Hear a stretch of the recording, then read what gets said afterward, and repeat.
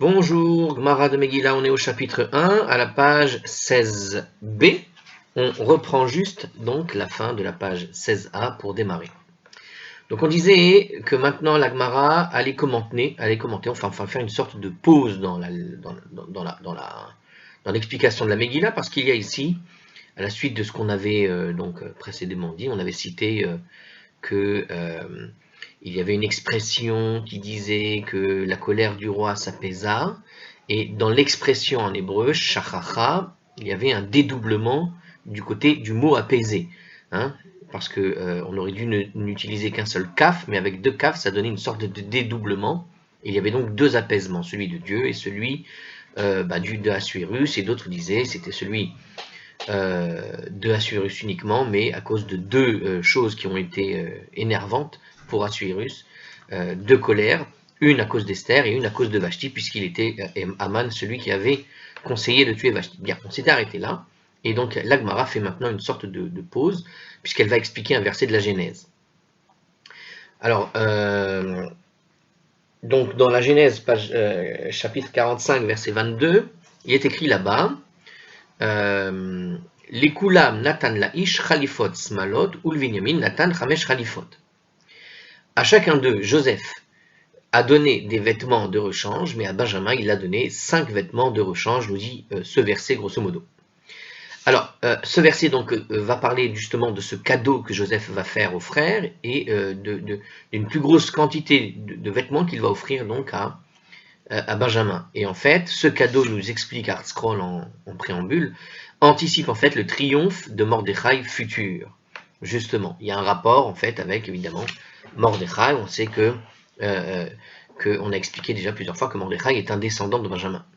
Alors la Gemara pose la question, Efshar davar shenit sta'er bo oto tzadik, mais est-ce que se peut-il que la chose même dont ce juste Joseph a souffert, Yikachel bo, lui soit une cause d'embûche? Alors, une explication en fait, quand il dit Joseph a souffert, de quoi il a souffert? Il s'agit de la préférence dont il a été l'objet. D'accord, à un moment donné, on se rappelle que dans l'histoire avec Yaakov lui avait offert une tunique. Et c'est ce cadeau de tunique qui avait provoqué la jalousie des frères. Et voilà que Benjamin, il va lui offrir 5 tuniques par rapport aux autres à qui il n'a offert qu'une seule. Est-ce qu'il n'est pas en train de reproduire finalement les causes qui avaient causé les causes de sa propre souffrance, d'une certaine manière, ce cadeau qu'avait fait le père Yaakov à Yosef, son père, donc le cadeau qu'il lui a fait quelque part, c'est ce qui a provoqué, enchaîné la série de problèmes. Donc il nous dit comme ça, ainsi que la Gemara entreprend de l'expliquer, comme elle va l'expliquer la Gemara, la préférence qui est manifestée par Jacob envers Yosef a généré donc la jalousie qui va les pousser à vendre Yosef. Donc il est en train un petit peu de reproduire la même chose. Et donc c'est ce que dit la Gemara. Donc est-ce qu'il se peut que la chose dont ce juste a souffert lui soit aussi une cause d'embûche? Parce que à cause de lui, il va se dégouler des problèmes. Alors il explique notre question ici. De Amar Rava bar Marsaya, Mechassia, Amar Rav Chama bar Guria, Amar Rav. Car Rava bar Mechassia a dit au nom de Rav Chama bar Guria, qu'il a dit lui-même au nom de Rav. Bijvil Mishkal, Shene Selaim Melat. À cause du poids de 2 sélas d'un vêtement de fine laine, chez Osif Yaakov le Yosef Mishéar et Rav, que Jacob a ajouté à Yosef par rapport à ses autres frères de Yosef, Nit Galgel à Davar Veyari Loavotelu Mitzraïm. L'affaire alors s'est développée jusqu'à entraîner nos ancêtres qui sont alors descendus en Égypte. C'est-à-dire que toute cette histoire va entraîner la vente de Yosef par ses frères et par la suite va faire descendre tout le monde en Égypte, à cause de toute cette histoire-là. Il nous précise donc dans le texte de la Gemara, à cause du poids de 2 sélas d'un vêtement de fine laine. Alors, le séla, petite précision ici de ArtScroll, pour ceux qui ne connaissent pas, c'est une unité de poids, et c'est aussi le nom d'une pièce de monnaie d'une valeur de 4 dinars, et qui donc pesait un poids de ce qu'on appelait un séla. Donc c'est une monnaie ou un poids, selon qu'on veut comprendre. En gros, on dit à cause du poids de 2 sélas, ça veut dire d'un vêtement de fine laine. Bon, ce que veut nous dire la Gemara, si on comprend bien, en gros, a priori, Joseph a reçu un cadeau un peu plus cher, en quelque sorte, que ce que recevaient les autres. Mais finalement, il l'a reçu d'une laine qui coûtait juste un petit peu plus cher, c'est pas grand-chose, de ce que je comprends. Alors, le traité de Shabbat 54a définit Mélat, donc le mot qui a été utilisé pour définir fine laine, comme étant justement la fine laine. Donc, ils ont simplement traduit comme ça semble être la définition dans 54a, mais là-bas, il y a apparemment une discussion de savoir qu'est-ce que veut dire le mélat, la matière mélat. Donc ici, la matière mélat, en tout cas, d'après 54a Shabbat, là-bas, dans le traité de Shabbat, donc, ça veut dire une fine laine. Elle est recueillie chez un mouton dont la toison est recouverte dès la naissance, et elle demeure donc immaculée. Donc c'est une toison, la première toison, en quelque sorte, c'est presque le duvet d'un mouton quand il vient de naître. Donc elle est encore parfaitement propre, on pourrait dire. Elle n'a pas eu le temps de traîner partout, et on n'a pas besoin de la laver en quelque sorte. C'est ce que veut nous dire ici ce texte, hein, plus ou moins, la fine laine. Chez Osif, Yaakov et Yosef, comme on a dit tout à l'heure, donc que Yaakov a donc ajouté à Yosef par rapport à ses autres frères. Alors l'Écriture nous explique que Yaakov n'a offert de kétonet passim, de tunique en fine laine, qu'à Yosef. Donc cette fine laine, c'est-à-dire la fameuse matière qui est sortie à la naissance de ce petit bébé mouton, eh bien, donc elle est plus chère évidemment que les autres, elle est plus fine, donc on a compris l'idée.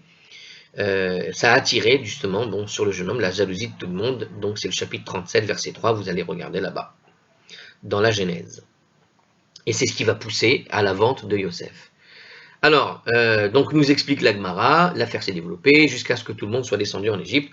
Alors il nous explique en commentaire, en vérité, comme le souligne le Tosfot, dans le Shabbat 10b, l'esclavage en Égypte avait été décrété depuis longtemps, depuis l'époque d'Abraham. Si vous vous rappelez, dans la Genèse, chapitre 15, verset 13, Dieu avait fait dormir en quelque sorte, enfin il lui avait ce qu'on appelle tardema, il a été dans un sommeil profond, presque comateux. Abraham s'était retrouvé dans ce sommeil profond et il lui avait prédit donc l'esclavage du peuple juif, si je me rappelle bien. Sinon c'est l'épisode, c'est le même épisode, oui c'est ça, c'est lorsqu'il va faire une sorte de sacrifice un peu bizarre où Dieu va lui demander, et d'une certaine manière, en tout cas, la chose était prévue, quoi qu'il arrive, mais il pose la question quand même ici, mais est-ce qu'il n'y avait pas un moyen, mais s'il n'y avait pas eu de haine entre les fils de Jacob, nous dit ici le texte, l'oppression aurait peut-être été moins sévère, nous explique ici le Maharsha, sur ce sujet-là. C'est-à-dire que là-bas, Tosfot et le Maharsha, qui donnent des explications plus détaillées, mais je ne l'ai pas, en gros, ils disent que s'il n'y avait pas eu cette question de jalousie, l'esclavage n'aurait pas été aussi dur que ce qu'elle s'est déroulée sous la houlette de l'Égypte. On peut expliquer ça d'une autre façon, si vous voulez. Vous vous rappelez que lorsque Yosef va mourir dans le texte de Shemot, l'esclavage, entre guillemets, a commencé à ce moment-là. Mais on dit dans Shemot, l'Exode, au tout début du premier chapitre, que le pharaon ne se rappelait pas de qui était Joseph. Il avait oublié qui était Joseph. Sous-entendu, l'ingratitude d'un pharaon qui a eu les services de Joseph pendant des années, et puis dès qu'il est mort, il a durci des règles contre les Juifs. Bon. Mais ça veut dire quoi? Ça veut dire qu'on a de toute façon, dans le texte, même avec les problèmes qu'il y a eu entre Yosef et ses frères, on voit bien qu'il y a eu un esclavage avant la mort de Yosef et un esclavage après la mort de Yosef. C'est-à-dire que de toute façon, je ne vois pas pourquoi ils font ici une différence, parce que de toute façon, dans le texte, tu vois bien que la dureté du pharaon ne dépend pas finalement de la qualité du peuple juif, parce que le peuple juif a été, on va dire, maltraité dès la mort de Yosef. Ça veut dire que de toute façon, il y avait une période calme qui s'est durcie d'un coup. Donc on pourrait dire que l'esclavage qui était prévu, donc je ne suis pas tout à fait d'accord avec ce qu'ils disent ici quand ils disent que s'il n'y avait pas eu cette haine entre les enfants de Yosef, l'esclavage aurait pu être plus à l'aise, comme ça l'a été jusqu'à la mort de Yosef, car au fond, le fait d'être descendus en Égypte, ils étaient déjà tous esclaves de l'Égyptien.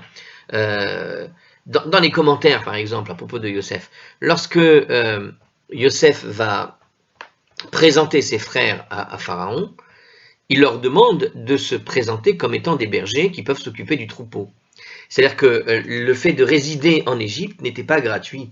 Venir en Égypte et pouvoir profiter effectivement de la terre de Goshen, qui était la meilleure des terres, bon, très bien, mais dans tous les cas, ce n'était pas gratuit.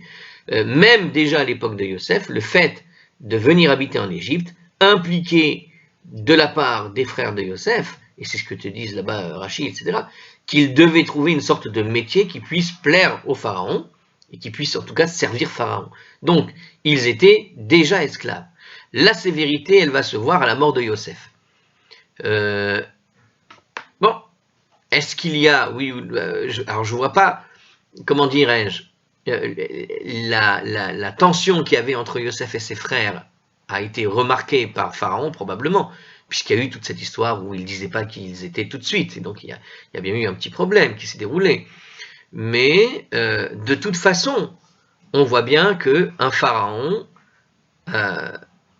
pharaon a oublié tout ce que Yosef a fait pour lui. Donc, quand bien même il n'y aurait pas eu cette haine, je ne pense pas que que l'esclavage se serait passé calmement. Voilà. Ok, allez, on continue. Si ce traitement de faveur a engendré de la jalousie, nous dit ici encore le Hard-Scroll pour compléter la question posée par la Gemara, à savoir que finalement, toute cette histoire a entraîné l'esclavage en Égypte. Bon, comme on a vu, on n'est pas d'accord parce que de toute façon, ils étaient prévus de descendre en Égypte. Mais si ce traitement de faveur, donc nous dit ici Hard-Scroll, a engendré de la jalousie, pourquoi entre tous? Est-ce précisément Yosef qui a répété cette même erreur en marquant sa préférence pour Benjamin et en lui offrant 5 vêtements de rechange? Donc là, on comprend finalement le commentaire de Tosfot qui explique que effectivement, tout simplement, gentiment, ça aurait été plus calme pour les enfants d'Israël. Mais je ne suis pas d'accord avec ça. C'est-à-dire que c'est une question qu'on pourrait poser du coup à la Gemara en lui disant, mais de toute façon, qu'il y ait eu cette affaire ou qu'il n'y ait pas eu cette affaire, ils auraient été à un moment donné ou à un autre obligés de descendre en Égypte et offrir leur service, bon gré mal gré, avec beaucoup de gentillesse de la part du pharaon au début, et puis à un moment donné ou à un autre, il aurait tourné sa veste, le pharaon, pour les maltraiter. Donc, on pourrait objecter ça en tout cas dans le texte de la Gemara elle-même. Je ne sais pas si elle sera posée la question. Bon, en tout cas, de ce qui s'est passé, le démarrage véritablement de l'esclavage, la comptabilité de l'esclavage en Égypte, elle démarre véritablement lorsque Joseph descend en Égypte, a priori. Mais certains font remonter le calcul au moment où dès Abraham lui-même a été obligé de descendre en Égypte et de cacher justement que Sarah était sa femme, si vous vous rappelez l'histoire. Enfin, vous voyez, bon, la difficulté qu'ici j'ai, c'est pourquoi faire dépendre finalement toute la descente en Égypte de la vente. Bon, en tout cas, qu'est-ce qu'on voit? On voit que la question qui est posée, ici, elle est posée dans ces termes-là, à savoir que finalement, on attribue la responsabilité d'une certaine façon de la descente de Joseph en Égypte à la vente, à la préférence que Yaakov a eue sur Yosef en lui offrant le vêtement, et d'une certaine manière, là, Yosef est en train de reproduire une préférence pour son frère par rapport aux autres, qui peut créer la même jalousie, le même problème. J'ai envie de dire, de toute façon, ils sont déjà en Égypte et ils sont déjà soumis à l'esclavage, donc ce ne sera pas tout à fait la même chose. Alors, juste encore un commentaire là-dessus, il y a un gros commentaire. Alors, peut-être qu'on va penser à la même chose, regardez. Le Maharsha objecte que les deux incidents ne sont pas comparables, en fait.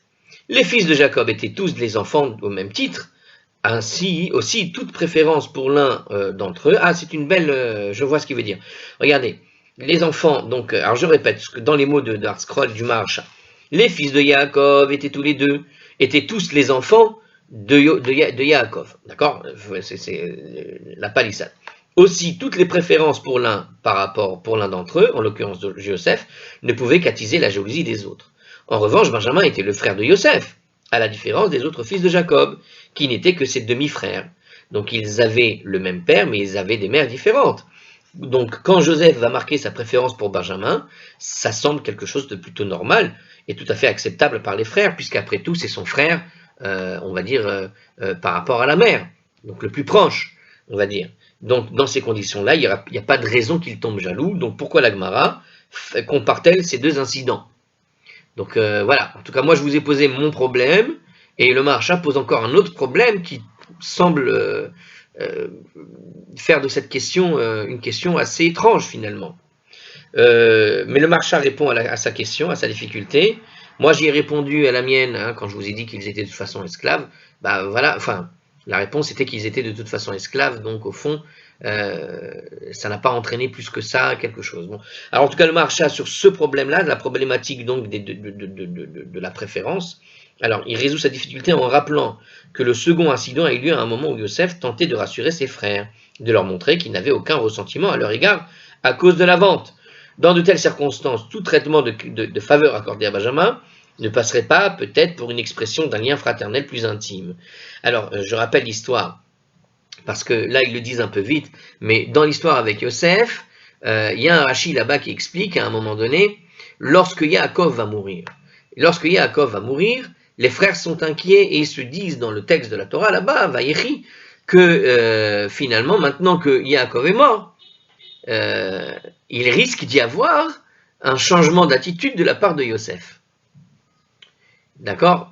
Le fait d'avoir fait une préférence à Benjamin, ce que veut nous dire ici le Maharsha, c'est que Yosef les a rassurés, et il les a rassurés plusieurs fois. Il a été obligé de les rassurer plusieurs fois qu'il n'allait pas se venger, sauf qu'il a offert quand même des tuniques plus importantes et plus valeureuses pour Benjamin que pour les autres. Et ça, ça peut inciter les frères à se demander s'il a vraiment de bonnes intentions et que finalement toutes ces promesses qu'il dit qu'il ne va pas se venger sur ses frères se concentrent finalement sur la famille de Benjamin et pas sur eux. Vous voyez, une sorte de jeu de mots que pourrait s'amuser à faire Yosef pour noyer le poisson et qu'au fond, il a toujours ce ressenti. Donc ça peut donner, en tout cas, ça peut prêter à une mauvaise interprétation de le voir maintenant donner des cadeaux à Benjamin, alors qu'il semblait vouloir rassurer tout le monde. Voilà, donc c'est ce que veut nous dire le Maharsha ici. Donc dans de telles circonstances, tout traitement favorable accordé à Benjamin ne passerait peut-être pas pour une expression d'un lien fraternel plus intime, mais plutôt pour une marque supplémentaire d'affection envers un jeune frère qui n'a pas participé à la vente de Joseph, ce qui risque donc de rendre les autres frères jaloux de Benjamin, parce que du coup, comme il n'a pas participé à la vente, quelque part, au fond, il donne une préférence qui peut donner un doute et donc créer cette jalousie. Voilà. Bon, c'est une explication intéressante.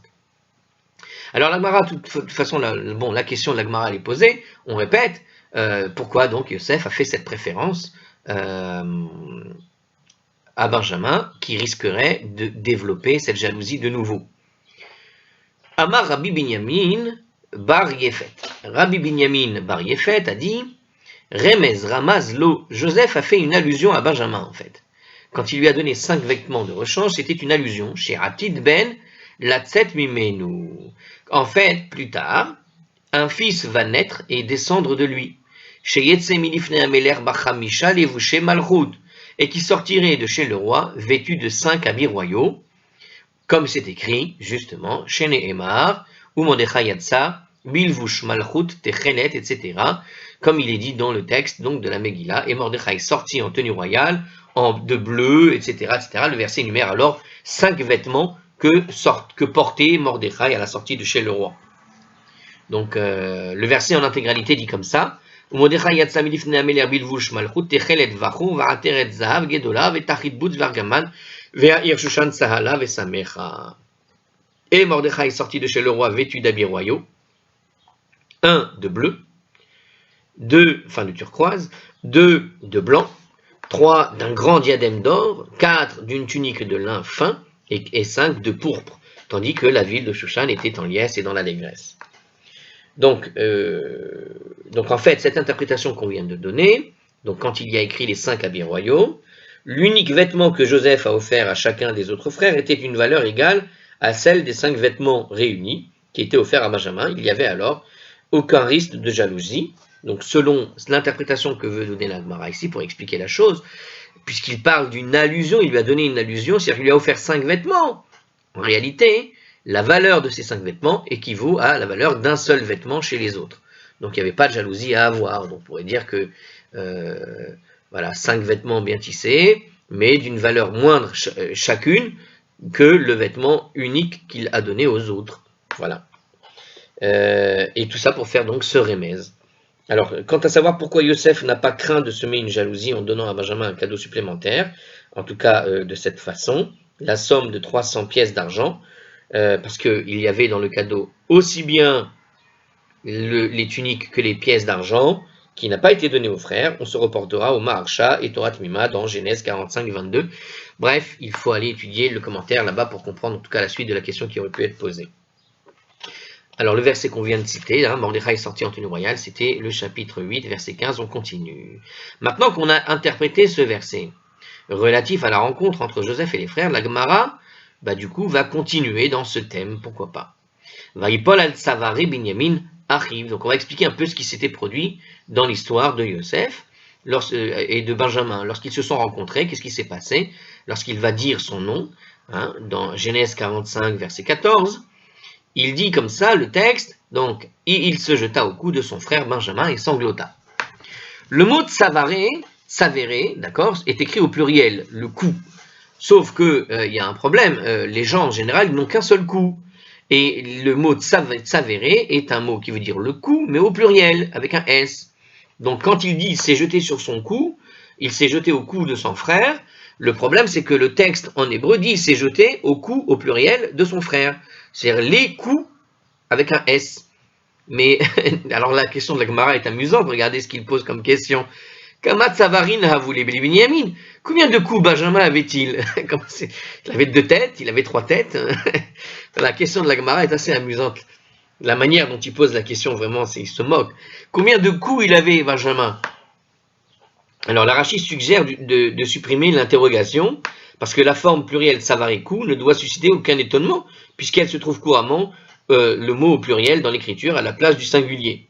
Donc pour Rashi, il nous explique qu'en fait cette question est incongrue, parce qu'au fond c'est une forme comment dirais-je, de style de la Bible, d'écrire en général les membres au pluriel. Voilà. Il écrit en tout cas le membre du cou, il ne s'écrit pas au singulier, de manière générale il s'écrit au pluriel. Donc le Rashi s'étonne en fait de voir cette question posée, car plusieurs fois dans la Bible, tu trouveras la référence au cou uniquement écrit au pluriel, une figure de style, quoi.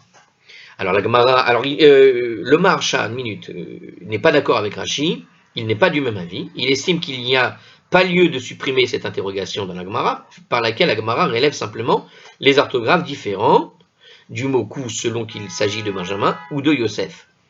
Alors que pour le premier, il avait été écrit s'avérer au pluriel, il est écrit pour le second Tsavarav, une forme ambivalente qui suggère autant le singulier que le pluriel.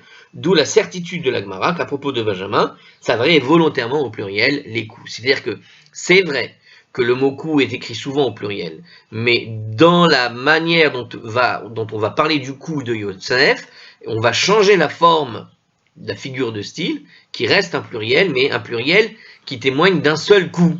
Alors que là, la figure de style, elle est sautée, elle est ratée, et ça reste comme une forme plurielle de coup. Donc la Gemara est tout à fait légitime. Quand bien même, effectivement, on écrit en général au pluriel, dans le même passage, tu te rends compte que le coup de Yosef, qui est au pluriel, est malgré tout défini avec un seul article défini qui est son coup. Voilà. Alors que ce n'est pas le cas pour celui de Benjamin, qui semble être défini comme s'il en avait plusieurs. Donc en tout cas, la Gemara nous répond à cette question. Combien de coups avait Benjamin? Amarabé el-Hazar. El-Hazar a dit, l'écriture emploie un pluriel pour nous enseigner. Bachash el-Shene Migdashim. En fait, Yosef, quand il va pleurer sur Benjamin, il a pleuré sur ses coups. C'est parce qu'il a pleuré sur le cou qui va représenter en fait les 2 temples. C'est-à-dire en fait il va pleurer 2 fois, c'est un double sanglot. Il pleure 2 fois sur son cou en quelque sorte, son cou et encore son cou, il a pleuré 2 fois en fait. C'est par rapport aux pleurs de Yosef, car il pleure sur les 2 temples. Pour Rabbi Eliezer, le cou représente allégoriquement le Beth Amikdash. On trouve la même métaphore du cou dans le Cantique des Cantiques, au verset du chapitre 4, le verset 4, il dit comme ça, Kemigdal David Tsavarech, ton cou est semblable à la tour de David. Mais si le cou est semblable à la tour de David, où se trouve la tour de David? En face du temple. Donc, d'où la Gemara aperçoit donc une allusion au Beth Amikdash. C'est, voilà, Berachot 30a. Le Beth Amikdash est comparé au cou, lequel surplombe le corps, parce qu'il repose sur le point le plus élevé de la terre d'Israël, tout simplement. Donc, on compare le cou avec le temple, et on le voit dans le Cantique des Cantiques. Donc, puisque le cou est comparé au temple, eh bien, lorsqu'il est écrit au pluriel que Yosef pleure sur Benjamin, sur ses coups, en quelque sorte, c'est qu'il pleurait en fait sur les deux temples qui se trouvaient évidemment dans le territoire de Benjamin, car ils étaient destinés à se trouver dans le territoire de Benjamin et destinés à être détruits. Jérusalem, c'est le territoire de Benjamin. Et pour ceux qui veulent savoir où se trouvait le territoire de Yehuda, c'était Hebron. Le verset continue, ou Binyamin bacha al tzavarav, et Benjamin lui aussi pleura sur son cou. Pourquoi? Bachal Mishkan Shilo. Il a pleuré en fait sur le tabernacle de Shilo. Shiratid Liot Bechelko Shel Yosef Veratid Lecharev, car il était destiné à se trouver dans le territoire de Yosef, car Shilo est une ville du territoire de Joseph, Ephraïm ou de Ménaché, est destiné à être détruit. Alors on précise justement, il nous le dit ici, avant que le Beth Amikdash ne soit édifié à Jérusalem, le siège des cultes sacrificiels se trouvait à Shilo, où se dressait alors le sanctuaire qui avait accompagné les Juifs dans le désert. On avait déjà abordé cette question quand on avait parlé des Bamot un peu plus tôt dans la Gemara, au début. Alors on continue, la Gemara commente maintenant un autre verset qui était relatif à la rencontre entre Yosef et ses frères. Puisqu'on a démarré cette discussion-là, on continue de parler de cette rencontre, de ce passage de la Torah, de la rencontre de Joseph et ses frères. Alors Joseph va dire à ses frères, voici vos yeux voient comme les yeux de mon frère Benjamin. Alors, voici vos yeux voient comme les yeux de mon frère Benjamin. Alors il précise en commentaire, on est dans le chapitre 45, verset 12. Bon. Alors, c'est vrai que le passage est assez bizarre, je viens de me rendre compte. Et voici, vos yeux voient comme les yeux de mon frère Benjamin. C'est comme ça qu'il traduit, mais je crois que c'est pas comme ça partout. Alors, Amar Rabbi El-Azar a dit, Amar Lahem.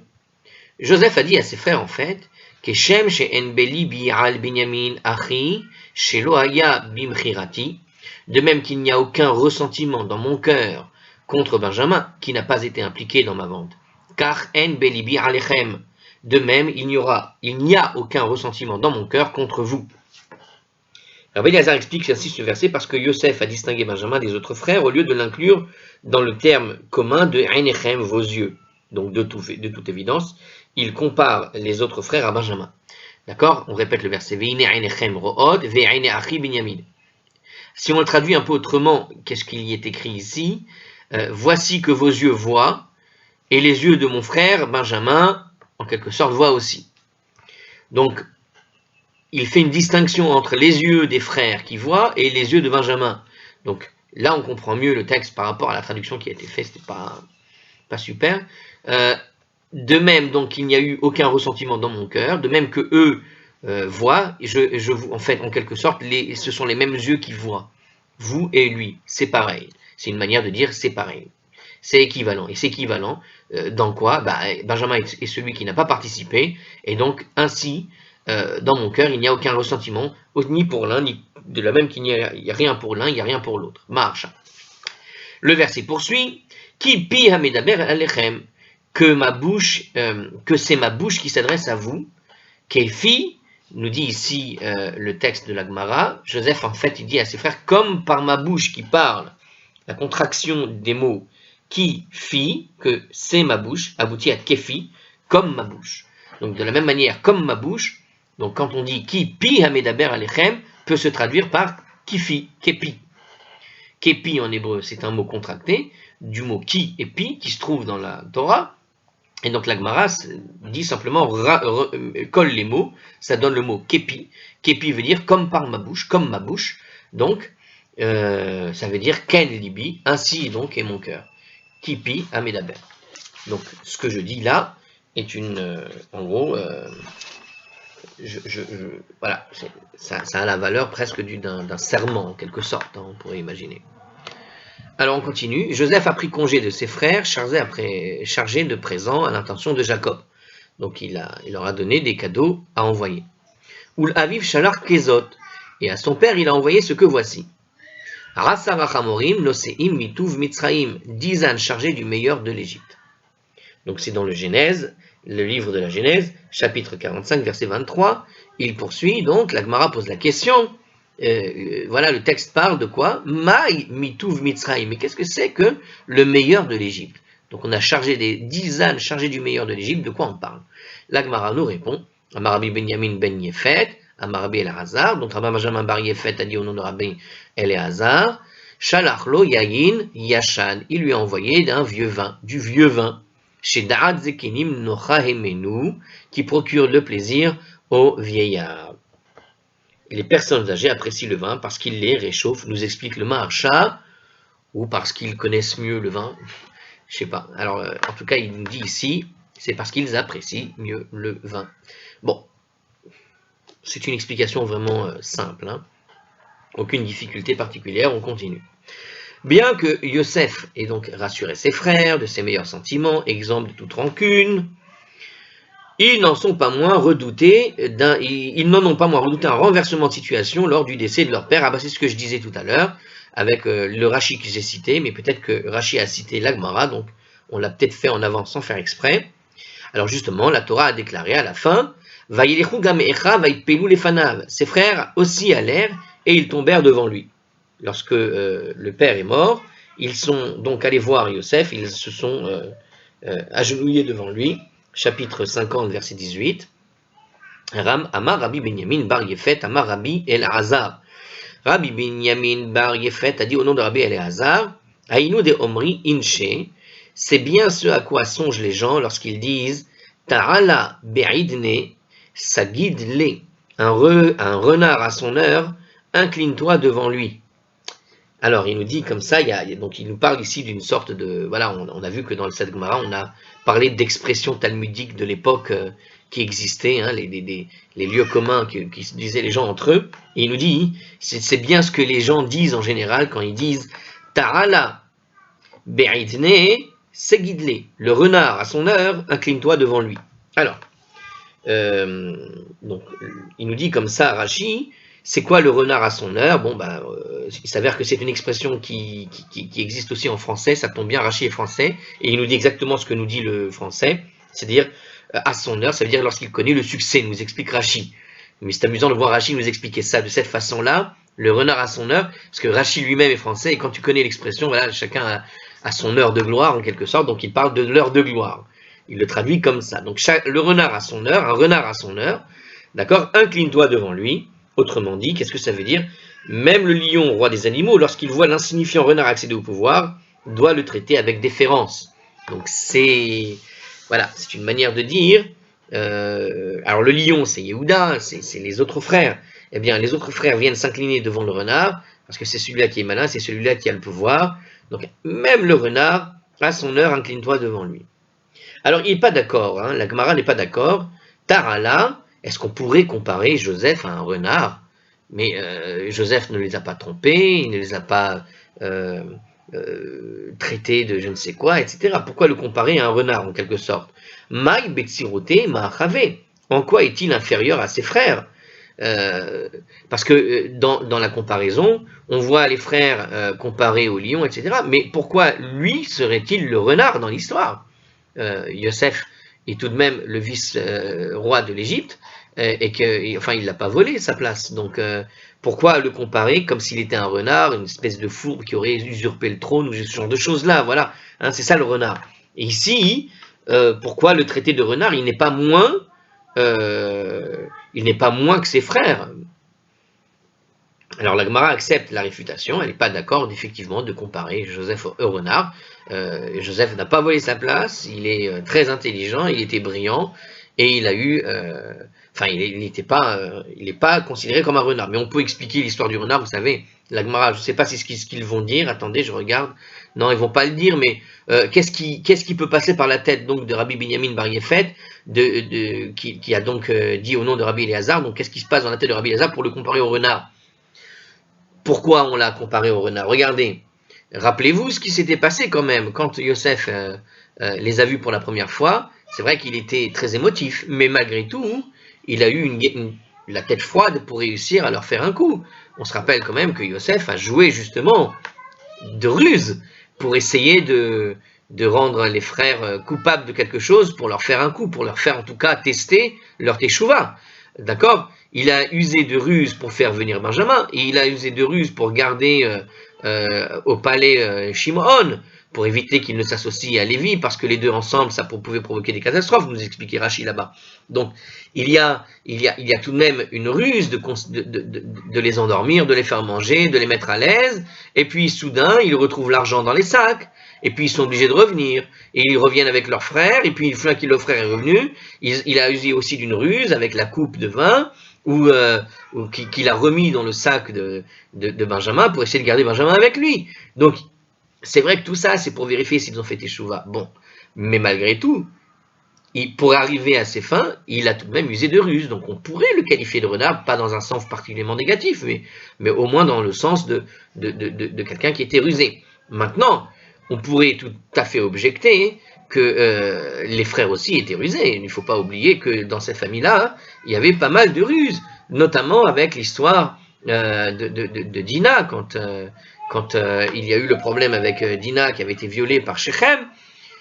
Le texte nous parle que Yaakov avait attendu les frères pour qu'ils reviennent, ses fils, qu'ils reviennent, et lorsqu'ils vont trouver une solution, le texte dit clairement qu'ils ont usé de ruse. Donc on pourrait effectivement objecter à mon objection que dans les deux cas, il y a eu de la part aussi bien des frères que de la part de Yosef une qualité de ruse qu'ils ont de leur père, puisque Yaakov aussi avait usé de ruse contre Lavan, et avec le dicton qu'on avait cité, alors je ne sais plus si c'était dans Ta'anit à la fin ou au début de Megillah, où on disait que devant le rachat, devant Lavan, qui était rachat, eh bien devant le méchant, qui est un escroc, ne te prive pas de te défendre avec les mêmes armes qu'il a pour t'agresser, en quelque sorte.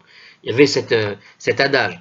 Bon, on peut, en tout cas, estimer que ici, Yosef était rusé. Après, justement, pourquoi il applique cet adage? On peut encore continuer à en discuter, comme ça, sans voir la Gemara. Le renard à son heure. Pourquoi l'appeler renard à son heure? Mais parce que, justement, il y a un soupçon de la part des frères au sujet de Yosef. Est-ce qu'il est dans une position de renard actuellement? Il a eu déjà par le passé, envers les frères, une attitude roublarde, puisqu'il leur a rendu l'argent discrètement et fait passer en les accusant aussi d'espions pour garder, etc., comme on l'a expliqué. Donc, puisqu'il a eu cette attitude-là, peut-être qu'il a mis entre parenthèses son attitude jusqu'à ce que le père meure. Et une fois que le père est mort, il va retrouver son attitude de renard. Et au fond, c'est ce que veut nous dire ici, quelque part, Rabbi Eliezer. Le renard à son heure, incline-toi devant lui. Alors, on ne dit pas qu'il était renard, mais on peut imaginer que, aux yeux des frères, si leur frère si Yosef avait gardé cette rancœur, et qu'il s'en cache, jusqu'à la mort en quelque sorte de Yaakov, donc ils sont allés le voir pour essayer donc avec cet adage, incline-toi devant le renard à son heure, puisqu'il est dans son heure de gloire. Maintenant que Yaakov est parti, qui est le puissant de la famille? C'est Yosef, et d'une certaine manière, comme il a été roublard par le passé, on peut l'appliquer. Bon, en tout cas, la Gemara a réfuté la chose, parce qu'elle situe l'idée de renard dans un sens d'échelle animale. On a affaire au niveau des frères à des gens qu'on comparait au lion, d'accord? Comme le lion de Yehuda. Yehuda est le lion dans l'histoire. Hein. Souvent, il est comparé à un gourarier dans la bracha qu'avait donné Yaakov à son fils Yehuda. Donc, on voit qu'il était le lion. Donc, de ce point de vue-là, et on voit que Benjamin a été comparé au zéève, au loup. Or, aussi bien le zéève que le lion sont supérieurs à un simple renard. Donc, d'une certaine façon, on pourrait imaginer que dans cette configuration-là, on pourrait imaginer Yosef renard, mais dans un sens, des brachot qu'a pu donner Yaakov. C'est peut-être ce que va nous expliquer ici, que j'ai vu, mais je ne suis pas sûr. Alors, en tout cas, il nous dit comme ça. Alors, la Gemara, en tout cas, estime qu'il n'y a aucune raison de prendre Yosef pour quelqu'un d'inférieur de ce point de vue-là, dans la comparaison. Il n'y a pas de raison d'être plus bas que ce que n'étaient les autres. Alors, pourquoi alors, il réfute, la Gemara réfute. Et là, itemar, achi itemar. En fait, ce que a dit Rabbi Eliezer, voici comment il l'a dit. Donc, il n'a pas voulu le dire comme ça, Rabbi Eliezer, il a voulu le dire autrement. Vaishtachu Israël al rosh amita. Et Israël se prosterna à la tête du lit.